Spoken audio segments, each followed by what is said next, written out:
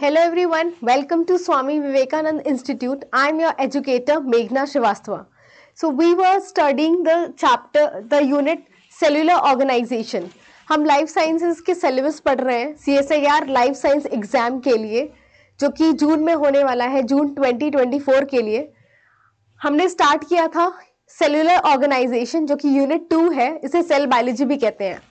So today we are going to discuss the plasma membrane structure. Plasma membrane का structure हम discuss करने जा रहे हैं।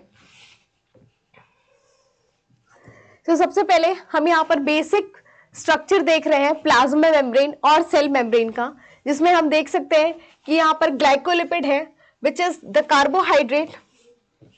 Carbohydrate chain and membrane lipid. ठीक है, एक बेसिक आउटलाइन में दिखाना चाह रही हूँ, जिससे कि हम आगे चल के डिटेल्ड जब यही सारे टर्म्स आए तो हमें समझ में आए कि ये कहाँ प्रेजेंट होंगे मेम्ब्रेन के अंदर।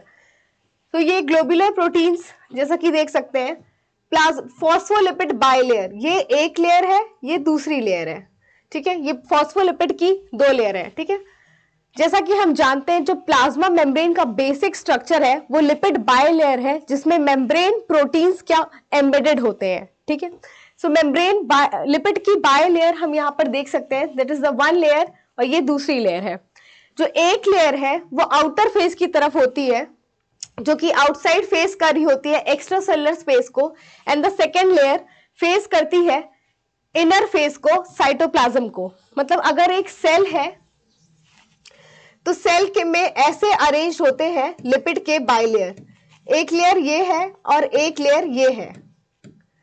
इस मेम्ब्रेन में इस तरीके से होते हैं कि एक्स्ट्रा सेलुलर स्पेस, जो कि एक्स्ट्रा सेलुलर मैट्रिक्स स्पेस होता है आउटसाइड द सेल, एक लेयर जो है, एक लिपिड की लेयर आउटसाइड द फेस कर रही होती है, एंड एक लेयर जो होती है वो इनर साइड को फेस कर रही होती है। यहाँ पर हम देख सकते हैं जो लिपिड की बाइलेयर होती है, इसमें कोलेस्ट्रॉल भी बीच बीच में पाया जा रहा है। ठीक है, इंटीग्रल प्रोटीन्स है, alpha helix protein, peripheral proteins, hydrophobic tails. So ये एक बेसिक स्ट्रक्चर है प्लाज्मा मेम्ब्रेन का, जिसका हमें डिटेल्ड वर्जन पढ़ना है। सबसे पहले स्टार्ट करते हैं about plasma membrane. Plasma membrane होती क्या है? प्लाज्मा मेम्ब्रेन क्या है? All cells are bounded by a plasma membrane. हर एक सेल, भले वो प्रोकैरियोटिक सेल है या यूकैरियोटिक सेल है, ठीक है, एक सेल भले वो प्रोकैरियोटिक सेल है या यूकैरियोटिक सेल है, यहाँ पर ऑर्गेनल्स को मैंने दिखाया है यहाँ पर। हर एक सेल के अराउंड एक बेसिक प्लाज्मा मेम्ब्रेन प्रेजेंट होती है। ठीक है, all cells are bound by plasma membrane. It acts as a selective barrier to the passage of molecules. The plasma membrane determines the composition of the cytoplasm. ये एक selective barrier है। Plasma membrane को हर molecule पास नहीं कर सकता। हर ions channel, हर ions, हर molecules, organic molecules, gases, हर कुछ easily pass नहीं कर सकता है। प्लाज्मा मेम्ब्रेन एक सेलेक्टिव बैरियर है, ये कुछ सेलेक्टिव चीजों को ही अपने अक्रॉस पास करने देती है साइटोप्लाज्म में। इसीलिए कह सकते हैं कि ये साइटोप्लाज्म का जो कॉम्पोजिशन है, मतलब साइटोप्लाज्म में क्या क्या पाया जाएगा, ये डिसीजन कौन ले रहा है? ये प्लाज्मा मेम्ब्रेन ले रही है। ठीक है, the third point is plasma membrane also known as the cell membrane, जिसको हम सेल मेम्ब्रेन भी बोलते हैं। ये एक डायनेमिक फ्लूइड स्ट्रक्चर है and form the external boundary of the cell. Plasma membrane एक डायनामिक फ्लूइड स्ट्रक्चर है। जो प्लाज्मा मेम्ब्रेन में लिपिड की बाइलेयर होती है वो फ्लूइड स्ट्रक्चर होती है, उसे सेमी फ्लूइड स्ट्रक्चर होती है, और वो एक डायनामिक स्ट्रक्चर है। डायनामिक मतलब मूविंग होती है, स्टैटिक नहीं होती है। ठीक है, और वो एक एक्सटर्नल बाउंड्री बना रही है सेल की।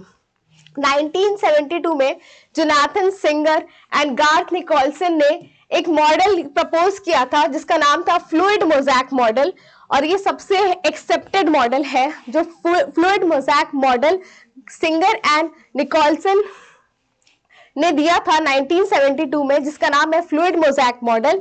ये मोस्ट एक्सेप्टेड मॉडल है about the membrane structure of the plasma membrane. ठीक है, सबसे accepted model Singer and Nicolson ने दिया था।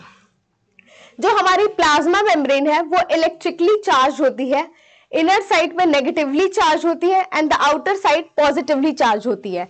ये ऐसा क्यों होता है कि सेल के अंदर जो पोटेशियम आयंस है उनका नंबर ज्यादा होता है एंड सेल के बाहर सोडियम आयन का कंसंट्रेशन, सोडियम आयन, हाँ, तो सेल के बाहर वी कैन सी कि सेल के बाहर सोडियम आयन का कंसंट्रेशन हाई होता है, कैल्शियम आयन का कंसंट्रेशन हाई होता है, क्लोराइड हाई होता है। इस तरीके से बहुत सारे आयंस जो पॉजिटिवली चार्ज है वो सेल के बाहर पाए जा रहे हैं और सेल के अंदर सिर्फ पोटेशियम आयन ही पाया जा रहा है। तो कंपैरेटिवली देखा जाए तो सेल के बाहर जो मेम्ब्रेन होता है वो सेल के बाहर पॉजिटिवली चार्ज होता है एंड इनर साइड पे नेगेटिवली चार्ज होता है एज कंपैरिजन, क्योंकि अंदर क्या है, सिर्फ पोटेशियम आयन का कंसंट्रेशन ज्यादा है और रेस्ट जो पॉजिटिव चार्ज जैसे सोडियम हो गए, कैल्शियम हो गए, ये सब बाहर है, outside the cellular plasma membrane इनका कंसंट्रेशन ज्यादा है। इसीलिए ओवरऑल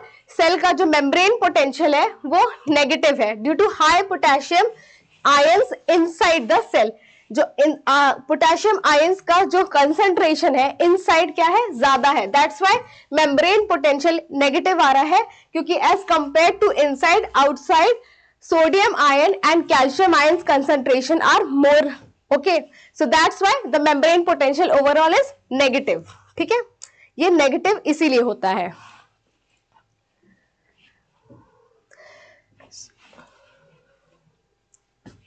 अब बात करते हैं यहाँ पर फिर अगेन एक बेसिक स्ट्रक्चर दे रखा है प्लाज्मा मेम्ब्रेन का, जहां पर हम देख सकते हैं ये लिपिड की एक लेयर है, ये दूसरी लेयर है और लिपिड बाय लेयर का जो थिकनेस है ये 5 नैनोमीटर का है।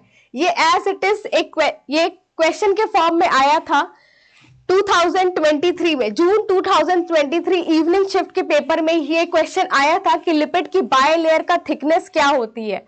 सो लिपिड के बाय लेयर की थिकनेस 5 नैनोमीटर होती है।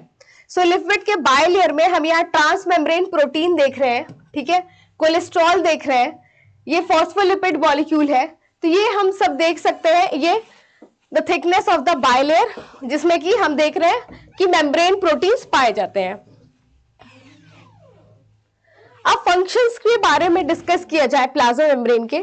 सो प्लाज्मा मेम्ब्रेन का सबसे पहले है कि ट्रांसपोर्ट, जैसे कि हम जान रहे हैं कि प्लाज्मा मेम्ब्रेन के थ्रू ही होके कोई भी आयन, मॉलिक्यूल, कंपाउंड एंटर करता है, सेल के अंदर एंटर करता है। तो ये एक जो बेसिक फंक्शन है प्लाज्मा मेम्ब्रेन का वो ट्रांसपोर्ट है, transport of specific molecule across it. ये कुछ स्पेसिफिक मॉलिक्यूल को अपने अक्रॉस ट्रांसफर कर सकता है। सेकेंड इसका फंक्शन है catalysis of membrane associated reactions such as ATP synthesis. अब अगर हम एटीपी सिंथेसिस में जाएंगे तो एटीपी सिंथेज नाम का एक एंजाइम होता है, एटीपी सिंथेटेज, जो कि जिसका F0 F1 कॉम्प्लेक्स क्या होता है, प्लाज्मा मेम्ब्रेन से एसोसिएटेड होता है। इसीलिए यहाँ पर जो सेकेंड फंक्शन दे रखा है is the catalysis of membrane associated reaction. Membrane के साथ जो एसोसिएटेड रिएक्शंस है उनकी कैटालिसिस भी प्लाज्मा मेम्ब्रेन करवाता है। In the plasma membrane, some transmembrane proteins serve as structural links that connect the cytoskeleton through the lipid bilayer to either the extracellular matrix or an adjacent cell, while others serve as receptor। So यहाँ पर एक point दे रखा है कि जो plasma membrane में transmembrane proteins है, transmembrane proteins का क्या काम है, यहाँ में एक सेल है, सेल में ये प्लाज्मा मेम्ब्रेन है, यहाँ ट्रांसमेम्ब्रेन अगर प्रोटीन प्रेजेंट है लेट्स से लिपिड के बायलेयर में, तो सेल के अंदर जो साइटोस्केलेटल एलिमेंट्स पाए जाते हैं उसके लिए स्ट्रक्चरल लिंक की तरह काम करता है, उसको एक्स्ट्रा सेलुलर मैट्रिक्स से जोड़ता है या फिर एडजेसेंट सेल से, बगल वाले सेल से ये जोड़ने का काम स्ट्रक्चरल लिंक जो है वो प्रोवाइड करता है। और कुछ ट्रांसमेम्ब्रेन प्रोटीन्स रिसेप्टर्स की तरह काम करते हैं जो कि डिटेक्ट करते हैं और ट्रांसड्यूस करते हैं केमिकल सिग्नल्स को। जो भी सेल के एनवायरनमेंट में केमिकल सिग्नल्स प्रेजेंट होंगे उसका डिटेक्शन और उसको सेल के अंदर भेजना, ट्रांसड्यूस करना, ये काम भी हमारे रिसेप्टर्स कर रहे होते हैं, जो कि as a transmembrane protein present होते हैं in the structure of plasma membrane. अब नाउ लिपिड बायलेयर की हम तब से नाम ले रहे हैं कि प्लाज्मा मेम्ब्रेन में लिपिड की बायलेयर होती है, तो अब हम लिपिड बायलेयर को डिटेल में स्टडी करने जा रहे हैं। The basic structure of the plasma membrane is the lipid bilayer. जो एक बेसिक स्ट्रक्चर है जिसको हम लिपिड बायलेयर कह रहे हैं बार बार, ये बेसिक स्ट्रक्चर जो प्लाज्मा मेम्ब्रेन का है कि लिपिड की बायलेयर अरेंज होती है और इस फॉर्म से हम इसको रिप्रेजेंट करते हैं। So lipid bilayer is the basic structure, ठीक है। लिपिड की बायलेयर है, ये आउटसाइड द सेल मान ले रहे हैं और ये पोर्शन इनसाइड का। सो लिपिड बायलेयर जो दो लीफलेट ऑफ एम्फीपैथिक और amphiphilic lipid molecules whose polar head group are in contact with the intra or extracellular aqueous phase, whereas their non-polar tails face each other membrane. So यहाँ पर ये क्या जा रहा है कि एक अगर हम लिपिड मॉलिक्यूल को बना के देखें तो इसका ये पोर्शन जो है ये पोलर हेड ग्रुप होता है, polar head group which is hydrophilic, polar head group which is hydrophilic.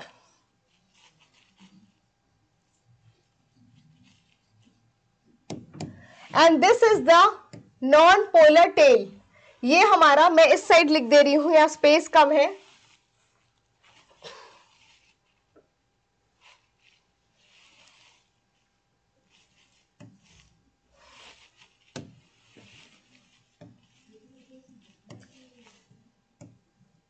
So ये हमारा हाइड्रोफिलिक टेल है, hydrophobic tell.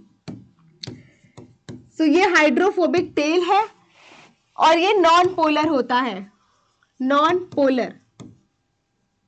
So we can see here, यहां पर अगर हम देखें तो जो पोलर हेड ग्रुप है ये दोनों साइड, एक साइड फेस कर रहा है इंट्रा सेल्यूलर फेस को, मतलब इनसाइड को, ठीक है, इंट्रा सेल्यूलर एक्वस फेस को फेस कर रहा है जो पोलर हेड ग्रुप है, और एक तरफ ये extra cellular outside the cell को फेस करता है पोलर हेड ग्रुप। वहीं जो हाइड्रोफोबिक टेल्स होते हैं they face each other, membrane में ये एक दूसरे को फेस कर रहे होते हैं। सो ये बात यहाँ पर लिपिड मेम्ब्रेन के लिपिड बायलेयर से रिलेटेड बताई गई है। द सेम थिंग हम इस बहुत ही इलैबोरेटेड डायग्राम से देख सकते हैं कि ये हमारी लिपिड की बायलेयर है, जहां पर यहाँ पर थोड़ा सा पोर्शन यहाँ पर दिखाया गया है जहां पर ये एक्स्ट्रासेलुलर फेस को फेस कर रहा है हेड ग्रुप, एंड इंट्रासेलुलर को भी हेड ग्रुप फेस कर रहा है दूसरे लेयर का, और यहाँ पर hydrophobic tails are facing each other, ठीक है।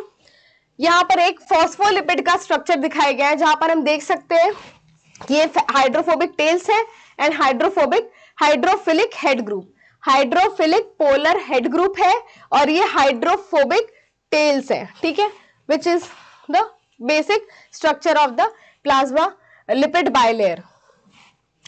अब लिपिड बायलेयर की बात की जा रही है। लिपिड बायलेयर में जो लिपिड मॉलिक्यूल्स हैं उनके क्लासेस क्या है, उनके टाइप्स क्या है, we are going to discuss this. So all lipid molecule present in the lipid bilayer can be broadly classified into 3 classes. जो लिपिड के बायलेयर में लिपिड मॉलिक्यूल्स हैं उनको 3 पार्ट्स में क्लासिफाई किया जा सकता है बहुत ही ब्रॉडली। सो यहाँ आप देख सकते हैं मेम्ब्रेन लिपिड में फॉस्फोलिपिड होता है, ग्लाइकोलिपिड और स्टेरॉल, ये 3 टाइप्स के लिपिड मॉलिक्यूल पाए जाते हैं। जो फॉस्फोलिपिड है इसमें फर्दर ग्लिसरोफॉस्फोलिपिड जो कि मेजरली प्रेजेंट होता है, एंड दूसरा है स्फिंगोफॉस्फोलिपिड, ठीक है। उसके बाद हम देख सकते हैं ग्लाइकोलिपिड। ग्लाइकोलिपिड में भी फर्दर 2 पार्ट्स हैं, एक है स्फिंगोग्लाइकोलिपिड जो कि मेजरली पाया जा रहा है, एंड दूसरा है ग्लिसरोग्लाइकोलिपिड। फिर स्टेरॉल की बात करें तो स्टेरॉल जो होता है, कोलेस्ट्रॉल होता है एनिमल्स में, अर्गोस्ट्रॉल होता है फंजाई में, एंड स्टिग्मेस्ट्रॉल, सिटोस्ट्रॉल प्लांट्स में पाया जाता है। सो ये जो है ये मेम्ब्रेन लिपिड्स का क्लासिफिकेशन कि कितने टाइप्स के मेम्ब्रेन लिपिड्स लिपिड के बायलेयर में प्रेजेंट होते हैं। So we can see here phospholipid में एक ग्लिसरोफॉस्फोलिपिड है जो कि मेजरली पाया जाता है, second is the sphingophospholipid. Glycolipid में स्फिंगोग्लाइकोलिपिड, अगेन मेजरली प्रेजेंट है, and second is the glyceroglycolipid. Third जो है वो स्टेरॉल है। स्टेरॉल कोलेस्ट्रॉल एनिमल्स में पाया जाता है, अर्गोस्ट्रॉल फंजाई में, स्टिग्मेस्ट्रॉल एंड सिटोस्ट्रॉल प्लांट्स में पाया जाता है। इसको और डिटेल में हम जा रहे हैं पढ़ने। सबसे पहला है फॉस्फोलिपिड। फॉस्फोलिपिड में देखें, फॉस्फोलिपिड में 4 कंपोनेंट्स होते हैं। 4 कंपोनेंट से पहला कंपोनेंट एल्कोहल, जिसमें कि ग्लिसरॉल या स्फिंगोसाइन होता है। सेकेंड कंपोनेंट है फैटी एसिड, थर्ड है phosphate, and the fourth component is an alcohol attached to the phosphate. So इसका ये जो पॉइंट्स है इसको हम यहाँ पर इस डायग्राम के थ्रू देखते हैं। ये जो यहाँ पर एक बना है पिक्चर कि द फॉस्फोलिपिड में 4 कंपोनेंट्स कौन कौन से हैं। एक यहाँ पर है ग्लिसरॉल या फिर स्फिंगोसाइन, वी कैन सी हियर यहाँ पर ग्लिसरॉल प्रेजेंट है। Second is the fatty acid, ये फैटी एसिड की चेन यहाँ पर प्रेजेंट है, एक सैचुरेटेड फैटी एसिड है, एक अनसैचुरेटेड फैटी एसिड का टेल है। थर्ड इज द फॉस्फेट, यहाँ पर we can see the phosphate. Fourth and an alcohol attach to the phosphate, phosphate से अटैच एक आर ग्रुप हम देख सकते हैं जो कि रिप्रेजेंट कर रहा है हेड पोलर हेड ग्रुप या फिर अल्कोहल जो कि फॉस्फेट से अटैच्ड है। अब फॉस्फोलिपिड की बात करें, ये हमारा बेसिक स्ट्रक्चर है फॉस्फोलिपिड का, जहां पर बैकबोन किसका है, ग्लिसरॉल का। ये जो बैकबोन है ये ग्लिसरॉल का है। जब हम ग्लिसरॉल का फॉर्मूला देखेंगे तो वो होता है CH2OH, CHOH, CH2OH। So we can see here कि ग्लिसरॉल का ये ग्लिसरॉल के 2 कार्बन से फैटी एसिड का टेल लगा है एंड द थर्ड कार्बन से फॉस्फेट ग्रुप जुड़ा है, जिससे फर्दर एक आर ग्रुप जुड़ा होता है एंड हम इसको अभी पढ़ेंगे डिटेल में। अब अगर फॉस्फोलिपिड के 4 कंपोनेंट्स को देखने के बाद हम देखें कि 2 टाइप्स के फॉस्फोलिपिड होते हैं। 2 टाइप्स के फॉस्फोलिपिड होते हैं, एक है ग्लिसरोफॉस्फोलिपिड एंड सेकेंड इज द स्फिंगोफॉस्फोलिपिड। ठीक है, सो फॉस्फोलिपिड सबसे पहले देखा, फॉस्फोलिपिड के 4 कंपोनेंट हैं। सबसे पहले ग्लिसरॉल होगा या फिर स्फिंगोसाइन होगा। अगर ग्लिसरॉल होगा तो बोलेंगे ग्लिसरोफॉस्फोलिपिड, अगर स्फिंगोसाइन होगा बैकबोन में तो बोलेंगे स्फिंगोफॉस्फोलिपिड। उसके बाद है फैटी एसिड। फैटी एसिड में क्या होता है, fatty acid components are hydrophobic. Fatty acid जो कंपोनेंट है वो हाइड्रोफोबिक है, हाइड्रोफोबिक है, while the remainder of the molecules are hydrophilic. Hydrophobic क्या होते हैं, जो कि वाटर से डरते हैं, वाटर के कांटेक्ट में नहीं आ सकते हैं। ठीक है, वाटर के कांटेक्ट में उनका स्ट्रक्चर बिगड़ जाएगा। ठीक है, वही हाइड्रोफिलिक वाटर लविंग होते हैं, right. So one tail has, अब यहाँ पर जो हम फैटी एसिड का कंपोनेंट जो कि हाइड्रोफोबिक है उसके टेल देखें अगर फैटी एसिड के, तो एक टेल में डबल बॉन्ड प्रेजेंट होता है जो कि अनसैचुरेटेड बोलेंगे। अगर कहीं डबल बॉन्ड होता है तो क्या बोलते हैं, अनसैचुरेशन। ठीक है, सो यहाँ पर हम देख सकते हैं अनसैचुरेटेड फैटी एसिड है क्योंकि यहाँ पर एक डबल बॉन्ड प्रेजेंट है। ठीक है, वही एक टेल जो होता है, while the other tail does not saturated, does not, दूसरे टेल में अनसैचुरेशन नहीं होती है, डबल बॉन्ड नहीं होता है, तो उसको सैचुरेटेड बोलते हैं। जैसे this is the saturated fatty acid, thereby affecting the packaging and fluidity of the membrane। ये जो अनसैचुरेशन है ये बेसिकली फ्लूइडिटी के लिए होता है। सो वी और ज्यादा फ्लूइडिटी के बारे में हम आगे पढ़ेंगे। ठीक है, तो बेसिकली हमें याद क्या रखना है कि फॉस्फोलिपिड के 4 कंपोनेंट्स हैं, एक अल्कोहल या फिर में ग्लिसरॉल होगा, ग्लिसरॉल अगर बैकबोन होगा देन ग्लिसरोफॉस्फोलिपिड, अगर स्फिंगोसाइन है, स्फिंगोसाइन अगर बैकबोन में होता है तो स्फिंगोफॉस्फोलिपिड। इसके अलावा एक फॉस्फेट ग्रुप अटैच होता है और एक उसके ऊपर एक आर ग्रुप या फिर alcohol attach to the phosphate. ठीक है, इसके बाद हम लोग फैटी एसिड देख रहे हैं। द फैटी एसिड कंपोनेंट देखें तो वो हाइड्रोफोबिक कंपोनेंट है और रेस्ट ऑफ द मॉलिक्यूल, ये जो पोलर हेड ग्रुप है, it is the hydrophilic head. Okay, अब ये जो फैटी एसिड की 2 टेल होती है, एक टेल में अनसैचुरेशन मतलब डबल बॉन्ड प्रेजेंट होता है, while the other tail does not have the unsaturation, वो सैचुरेटेड होता है, कोई डबल बॉन्ड नहीं प्रेजेंट है। ये जो सैचुरेशन अनसैचुरेशन का खेल है वो किस लिए है, ये ओवरऑल पैकेजिंग एंड फ्लूइडिटी के लिए है ऑफ द मेम्ब्रेन। नाउ अब डिटेल में पढ़ते हैं ग्लिसरोफॉस्फोलिपिड। फॉस्फोलिपिड के 2 टाइप्स देखे थे, ग्लिसरोफॉस्फोलिपिड और sphingophospholipid. Now we are going to discuss about the glycerophospholipid. Glycerophospholipid को ही हम फॉस्फोग्लिसराइड भी कहते हैं, ठीक है। The main phospholipids in the most animal cell में सबसे ज्यादा जो मेजरली पाया जाने वाला फॉस्फोलिपिड है वो ग्लिसरोफॉस्फोलिपिड है, जिसके 3 कार्बन के ग्लिसरॉल बैकबोन होता है, ठीक है। मैंने पहले ही बताया है कि जो ग्लिसरोफॉस्फोलिपिड है उनमें बैकबोन क्या होगा, ग्लिसरॉल का मॉलिक्यूल होगा, okay. The 2 long chain fatty acids are linked through the ester bond to the adjacent carbon atoms of the glycerol, and the 3rd carbon atom of the glycerol attached to a phosphate group, which in turn linked to the several types of head group. तो हम लोग देख सकते हैं कि जो glycerol backbone होता है, ग्लिसरॉल में 3 कार्बन का पाउंड है ग्लिसरॉल, ठीक है। तो 2 कार्बन से फैटी एसिड बॉन्ड लिंक्ड होता है एस्टर बॉन्ड से, एंड द 3rd बॉन्ड से फॉस्फेट ग्रुप अटैच्ड होता है, ठीक है, जो कि इन टर्न बहुत सारे several types of head group से अटैच्ड है। ये जो हेड ग्रुप्स होते हैं, ये बेसिकली हेड ग्रुप्स जो होते हैं ये 4 तरह से होते हैं, ठीक है। So different fatty acids and head groups cells make many different glycerophospholipid. तो ग्लिसरोफॉस्फोलिपिड में जो हेड ग्रुप है जो कि फॉस्फेट से अटैच्ड है, उसके बेसिस पर कुछ अलग अलग तरह के ग्लिसरोफॉस्फोलिपिड हैं। जैसे कि हम यहाँ पर नेम मेंशन देख सकते हैं, फॉस्फैटिडिल इथेनोलामाइन। अगर हेड ग्रुप ग्लिसरॉल है, ग्लिसरॉल से फॉस्फेट जुड़ा है, एंड फॉस्फेट से जो आर ग्रुप जुड़ा था, अगर वो आर ग्रुप इथेनोलामाइन है तो हम उसको बोलते हैं फॉस्फैटिडिल इथेनोलामाइन। क्या बोलते हैं उस फॉस्फोलिपिड को? उस ग्लिसरोफॉस्फोलिपिड को हम बोलते हैं फॉस्फैटिडिल इथेनोलामाइन।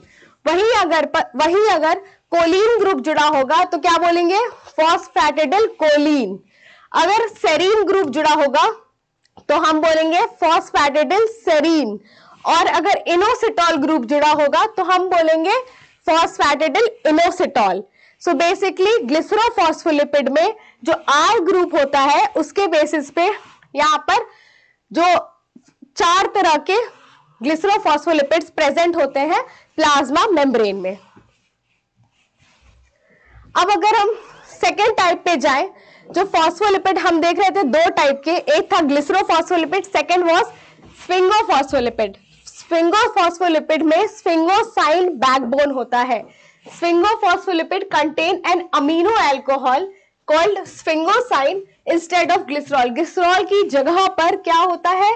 स्फिंगोसाइन, ठीक है। ये एक अमीनो एल्कोहल है। एंड अ फैटी एसिड, इसमें भी फैटी एसिड टेल होगा, phosphate and an alcohol attached to the phosphate. तो इसमें भी क्या होता है? स्फिंगोफॉस्फोलिपिड में सब चीज सेम है, बस बैकबोन क्या होता है? स्फिंगोसाइन का होता है, ठीक है। उसके बाद देखिए इसमें क्या है, ये long fatty acid tail with amino group and 2 hydroxyl group at 1 end. इसके स्ट्रक्चर की बात एक्सप्लेन की गई है। अब स्फिंगोफॉस्फोलिपिड का अगर हम एक एग्जांपल देखें तो वो उसका एग्जांपल है sphingomyelin. Sphingomyelin is the most abundant sphingophospholipid, ठीक है। स्फिंगोमाइलिन सबसे ज्यादा अबंडेंट स्फिंगोफॉस्फोलिपिड है। ये स्फिंगोमाइलिन जो होता है ये नर्व सेल के पास पाया जाता है, नर्व सेल की कोटिंग करता है, ठीक है। तो ये स्फिंगोमाइलिन नर्व सेल की कोटिंग करता है, जो कि उनको मदद करता है, उनके इंक्रीज करता है स्पीड ऑफ नर्व कंडक्शन, ठीक है। So this was about the sphingophospholipid. अब यहाँ पर हम स्फिंगोफॉस्फोलिपिड का स्ट्रक्चर देख सकते हैं। यहाँ पर बैकबोन में ग्लिसरॉल की जगह पर क्या प्रेजेंट है? स्फिंगोसाइन।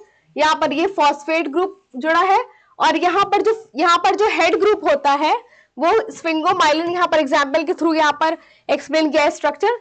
यहाँ पर जो हेड ग्रुप है वो है फॉस्फोकोलिन ग्रुप, फॉस्फोकोलिन। यही सेम कोलिन ग्रुप जो है ये कहां पाया जाता है? ये फॉस्फैटिडिल कोलिन में भी देखे थे हमने। ये फॉस्फैटिडिल कोलिन में भी सेम हेड ग्रुप प्रेजेंट है, एंड सेम हेड ग्रुप कहां प्रेजेंट है? स्फिंगोमाइलिन में भी सेम फॉस्फोकोलिन ग्रुप प्रेजेंट होता है।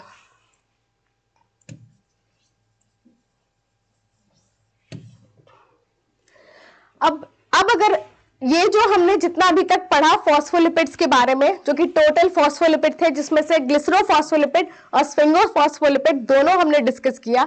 इसके अगर हम प्लाज्मा मेम्ब्रेन के आउटर लीफलेट और इनर लीफलेट में देखें इसका प्रपोर्शन कि कौन किसमें ज्यादा प्रेजेंट होता है, तो स्फिंगोमाइलिन फॉस्फैटिडिल कोलिन आउटर लीफलेट पे ही ज्यादा मैक्सिमम पाए जाते हैं of the plasma membrane, and inner side पे इथेनोलामाइन और फॉस्फैटिडिल सेरीन पाया जाता है। बट एक यहाँ पर एक इंपॉर्टेंट ये पॉइंट है कि जो फॉस्फैटिडिल सेरीन होता है वो इनिशियली इनर लीफलेट पे ही, साइटोसोलिक लीफलेट पे ही होता है प्लाज्मा मेम्ब्रेन के। बट सेल को जब अपोप्टोसिस करना होता है, तो अपोप्टोसिस क्या, सेल की डेथ, ठीक है, सेल की जब डेथ होने वाली होती है तो ये फॉस्फैटिडिल सेरीन जो होता है ये फ्लिप आउट करके आउटर लीफलेट में चला जाता है, और ये फॉस्फैटिडिल सेरीन ईट मी सिग्नल देता है। तो ये चीज एक ये इंपॉर्टेंट पॉइंट था, और ये हम देख सकते हैं एसिमेट्रिकल, क्योंकि ये सिमेट्रिकल डिस्ट्रीब्यूटेड नहीं है, इसीलिए इसको क्या बोलते हैं, asymmetrical distribution of phospholipid in the plasma membrane. अब बात करते हैं ग्लाइकोलिपिड की। हमने क्या देखा था कि जो मेम्ब्रेन लिपिड है वो इनिशियली 3 तरह के थे, फॉस्फोलिपिड, ग्लाइकोलिपिड, स्टेरॉल। फॉस्फोलिपिड हमने डिटेल में डिस्कस कर लिया है। Now moving to the glycolipid. Glycolipids की बात करें, ग्लाइकोलिपिड में भी 4 कंपोनेंट्स हैं। एक अल्कोहल, ग्लिसरॉल चाहे स्फिंगोसाइन इसमें भी होता है, फैटी एसिड होगा, कार्बोहाइड्रेट होगा। कार्बोहाइड्रेट जो यहाँ प्रेजेंट है, यहाँ पर फॉस्फेट नहीं है, यहाँ कार्बोहाइड्रेट ग्रुप है। कार्बोहाइड्रेट यहाँ मोनोसेक्राइड हो सकता है, मतलब 1 शुगर मॉलिक्यूल का, या फिर ऑलिगोसेक्राइड, मतलब मोर देन 1 टू लगभग 10, ठीक है। 2 डाइसेक्राइड होता है, 2 से ज्यादा अप टू 10। सो ये चीज हम देख सकते हैं ग्लाइकोलिपिड का structure, the sugar carbohydrate plus lipid by, और ये जो शुगर ग्रुप होता है ये लिपिड से जुड़ा होता है ग्लाइकोसिडिक बॉन्ड से, ठीक है। किस बॉन्ड से, यहाँ पर ग्लाइकोसिडिक बॉन्ड से ये अटैच्ड होता है, जो कि एक तरह का कोवेलेंट बॉन्ड है। So this is the structure of the glycolipid. So ये ग्लाइकोलिपिड का एक बेसिक स्ट्रक्चर है, यहाँ पर हम देख सकते हैं ये ऐसे अटैच्ड होता है। अब अगर ग्लाइकोलिपिड में देखा जाए, सबसे कॉमन ग्लाइकोलिपिड स्फिंगोग्लाइकोलिपिड है। The simple sphingoglycolipid called cerebroside contain a single sugar residues such as glucose and galactose। तो सबसे जो कॉमन ग्लाइकोलिपिड में जो सबसे कॉमन ग्लाइकोलिपिड है वो है स्फिंगोग्लाइकोलिपिड, एंड ये जो सिंपलेस्ट स्फिंगोग्लाइकोलिपिड है इसमें सेरिब्रोसाइड बोलते हैं, जिसमें क्या होता है, एक monosaccharide single sugar residue present होता है, जैसे कि ग्लूकोज एंड गैलेक्टोज। वहीं जो कॉम्प्लेक्स स्फिंगोग्लाइकोलिपिड है उसको क्या बोलते हैं, ग्लोबोसाइड, उसमें क्या होता है, ऑलिगोसेक्राइड, ठीक है। सो हम बात क्या कर रहे हैं, हम ओवरऑल यहाँ पर बात कर रहे हैं ग्लाइकोलिपिड की। ग्लाइकोलिपिड में हमने देखा, ग्लाइकोलिपिड का हमने स्ट्रक्चर देखा, इसमें भी 4 कंपोनेंट्स हैं, ठीक है। इसमें बैकबोन ग्लिसरॉल का या स्फिंगोसाइन का होगा, एक फैटी एसिड टेल्स होंगे, और कार्बोहाइड्रेट होगा। कार्बोहाइड्रेट मोनोसेक्राइड भी हो सकता है और ऑलिगोसेक्राइड, मतलब 2 से ज्यादा और लगभग 10 कार्बन मॉलिक्यूल तक हो सकता है। फिर शुगर जो अटैच हो रहा है लिपिड से यहाँ पर, जो कि ग्लाइकोलिपिड, मतलब ग्लाइकोस को अगर देखें भी तो क्या है, ग्लाइकोलिपिड मतलब carbohydrate and lipid. So carbohydrate portion जो लिपिड से अटैच हो रहा है that is by glycosidic bond, जो कि एक तरह का क्या है, कोवेलेंट बॉन्ड है। फिर अमंग ग्लाइकोलिपिड, अब ग्लाइकोलिपिड में भी सबसे ज्यादा कॉमन कौन सा है, स्फिंगोग्लाइकोलिपिड। स्फिंगोग्लाइकोलिपिड में भी जो सिंपल स्फिंगोग्लाइकोलिपिड है उनको क्या बोलते हैं, सेरिब्रोसाइड, जिसमें क्या होता है, एक सिंगल शुगर रेसिड्यू होता है, जैसे कि glucose galactose. And the complex sphingoglycolipid contains called globoside, क्या बोलते हैं, ग्लोबोसाइड, जिसमें क्या होता है, ऑलिगोसेक्राइड, मतलब more than 1 two carbohydrate portion, sugar portion, ठीक है।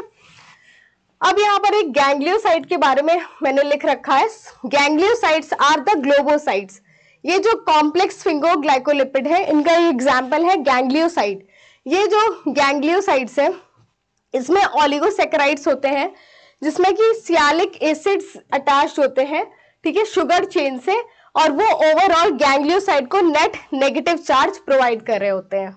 सो यहाँ पर ganglioside is one of the example of the complex sphingoglycolipid. और गैंग्लियोसाइड्स के बहुत सारे फंक्शंस भी है, जैसे कि ये अधेशन के लिए काम करता है, ठीक है, ये एक तरीके से रिसेप्शन का काम करता है, रिसेप्टर की तरह भी काम करता है और सेल से अटैचमेंट में हेल्प करता है। अब बात करते हैं the third lipid membrane lipid molecule which is sterol. Sterol की बात करें, the basic structure of sterol is steroid nucleus consisting of 4 ring fused with 6 ring carbon and 1 5 carbon, ठीक है। तो अगर स्टेरॉल का स्ट्रक्चर देखें तो कुछ ऐसा स्ट्रक्चर मेंशन्ड है कि 6 रिंग कार्बन के साथ 5 रिंग का एक रिंग अटैच्ड होता है। ये प्लेनर स्ट्रक्चर है, रिलेटिवली अ रिजिड स्ट्रक्चर। जो स्टेरॉल है एक रिजिड स्ट्रक्चर है। Cholesterol is the major sterol present in the plasma membrane of animal cell. Animal cell में अगर स्टेरॉल, कौन सा स्टेरॉल प्रेजेंट होता है? कोलेस्ट्रॉल। कोलेस्ट्रॉल हम देखते भी है, कोलेस्ट्रॉल बढ़ गया, कोलेस्ट्रॉल घट गया, ये सब सुनते हुए, तो दैट इज द कोलेस्ट्रॉल जो कि एनिमल सेल में पाया जाता है और ये मेम्ब्रेन, प्लाज्मा मेम्ब्रेन का एक लिपिड कंपोनेंट है। The plasma membrane of plant cell lacks cholesterol but they contain other sterols like stigmasterol, cetosterol। तो प्लाज्मा मेम्ब्रेन, जो प्लांट का प्लाज्मा मेम्ब्रेन होता है, उसमें कोलेस्ट्रॉल नहीं पाया जाता है, उसकी जगह पर क्या होता है? स्टिग्मेस्टेरॉल या फिर सिटोस्टेरॉल होता है, with the rare exception like mycoplasma. Bacterial plasma membrane also lack cholesterol, ठीक है। सो यहाँ पर एक एक्सेप्शन है, बैक्टीरियल प्लाज्मा मेम्ब्रेन में क्या होता है? कोलेस्ट्रॉल एब्सेंट होता है, लेकिन यहाँ पर एक एक्सेप्शन है माइकोप्लाज्मा का। So mycoplasma is the exception. Microplasma में कोलेस्ट्रॉल पाया जाता है, लेकिन बैक्टीरियल प्लाज्मा मेम्ब्रेन में कोलेस्ट्रॉल नहीं पाया जाता है। सो ओवरऑल कोलेस्ट्रॉल क्यों इंपॉर्टेंट है? कोलेस्ट्रॉल जो है अप्रोप्रिएट फ्लूइडिटी के लिए इंपॉर्टेंट है। अप्रोप्रिएट फ्लूइडिटी, और डिटेल में फ्लूइडिटी, प्लाज्मा मेम्ब्रेन की फ्लूइडिटी क्यों इंपॉर्टेंट है, क्या फंक्शन है, इसका रोल पढ़ेंगे इन द नेक्स्ट क्लास। लेकिन overall cholesterol is important in maintaining the appropriate fluidity of the membrane. So here we can see the structure of the sterol molecules जो कि present है, जैसे कि कोलेस्ट्रॉल एनिमल में, ठीक है, अर्गोस्ट्रॉल फंजाई में भी कोलेस्ट्रॉल नहीं होता है, उसकी जगह पे अर्गोस्ट्रॉल पाया जाता है। एंड प्लांट्स में भी स्टेरॉल नहीं, कोलेस्ट्रॉल नहीं होता है, स्टिग्मेस्टेरॉल पाया जाता है। So this was the basic structure of the plasma membrane lipid bilayer, ठीक है। सो प्लाज्मा मेम्ब्रेन की लिपिड बाइलेयर में जो लिपिड मॉलिक्यूल्स हैं, ये हमने डिस्कस कर लिया, फॉस्फोलिपिड के बारे में, ग्लाइकोलिपिड के बारे में, स्टेरॉल के बारे में। In the next class, we are going to discuss about the fluidity, the membrane proteins, ठीक है। membrane proteins के बारे में पढ़ेंगे और fluidity के बारे में पढ़ेंगे।